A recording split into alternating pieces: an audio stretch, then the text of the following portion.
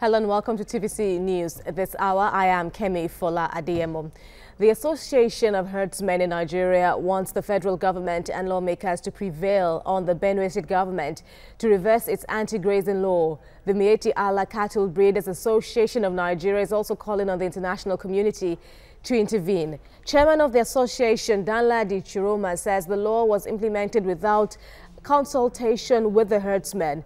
At a news conference in Nasarawa state capital, Lafia, Chiroma claimed his people needed time and education to understand how to operate modern ranches. He also said he expected clinics and abattoirs to be provided and animal health experts trained before the law can be implemented. Last week, Benue State banned open grazing due to regular clashes between herdsmen and landowners.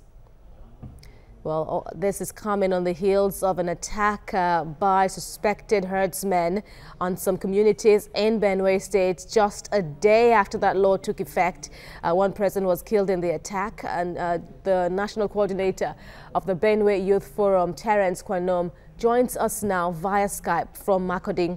Thank you very much, Terrence, for joining us at this time. Give us further details now on these attacks. We understand that it took place in local government. Yes. Good evening. Yeah. Good evening. At the inception of this law on the 1st of November, we lost a personnel in local government. But the state government is on top of the situation as we speak. Our basic worry now is for the after looking for so much peace with the Miyetti people. They are still threatening us at a very fierce level because we have had interactions with them, with the farmers, with the stakeholders, and with the Miyetti people. We have made provisions of the law bear to them, but they have still insisted that we should make provisions for certain things before they obey the law. And then we keep wondering how they move with these cattle in the bush, where they get the nomadic schools, where they get the veterinary doctors, and the rest to be able to take care of their cattle. We felt that the state government has agreed to make provisions for these nomadic schools and make provisions for the livestock doctors for them where there are ranches.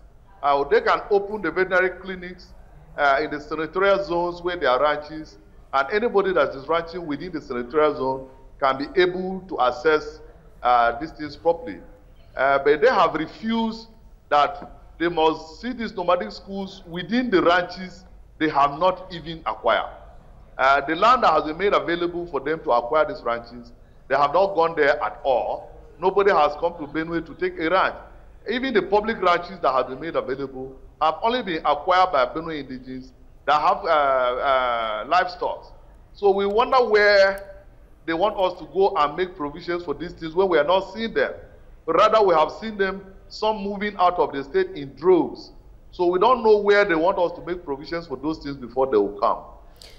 What is your level of engagement with the government for you to be speaking about, this position of the Miyetti Allah, Terrence? When we made the first public hearings, we confronted the government that this law should not rather escalate crisis more than the way it is before. You're speaking now on behalf of your group, the youth group? Yes. All right. Okay. Yes. All right. So our youth group first initiated a meeting between the Miyetti Allah and farmers in Benue. They came and they told us that if the provisions of the law has a human face, they are going to obey the law. We now met government, and government still call all the traditional rulers, the local government chairman, the Miyetti group. The national president and the national secretary of Miyetti came to Makurdi. And when they came to Makurdi, they confessed themselves that yes, the law has a human face, and they are going to obey the law.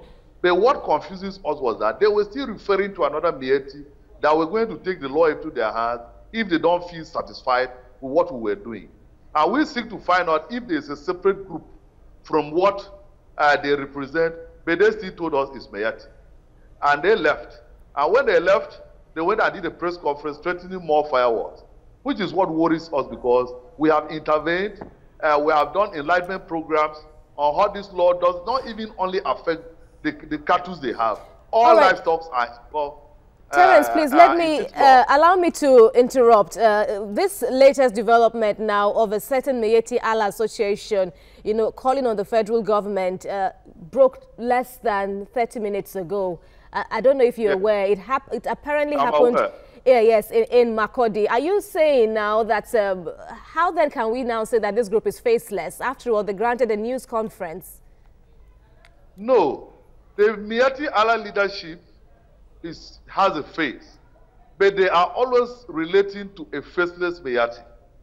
If we hear the speech, the speeches coming from the secretary of Miyetti, he's always referring to a certain group of, if they are not satisfied, they will not obey the law.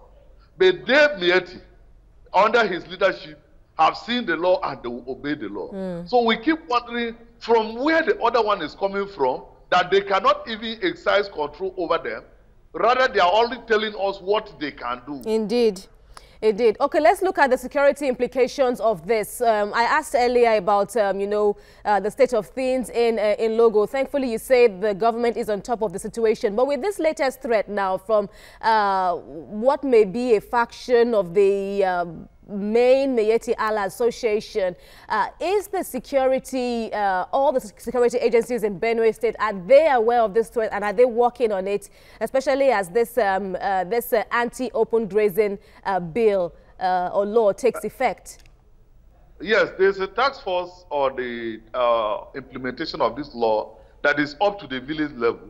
There's a village task force, there's a kindred task force, there's a ward task force, there is a local government task force and the state.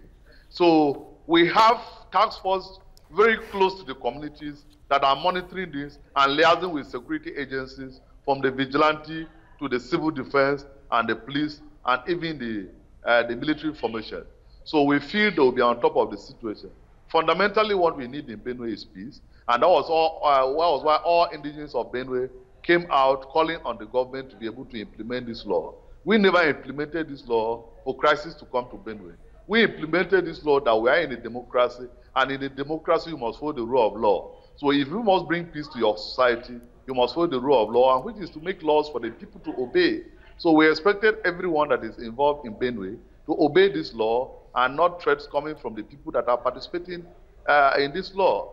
Because cattle rearing is a business, farming is a business, and businesses only thrive where there is peace.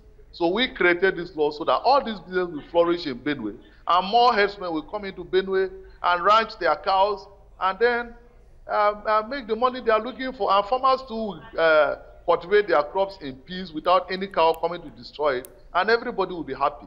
That was the essence of this law. Terrence Kuanum, the National Coordinator of the Benue Youth Forum, thank you very much for talking with TVC News on these developments surrounding the implementation of the anti-open grazing law in Benue State. Thank you again. I appreciate it. Thank you.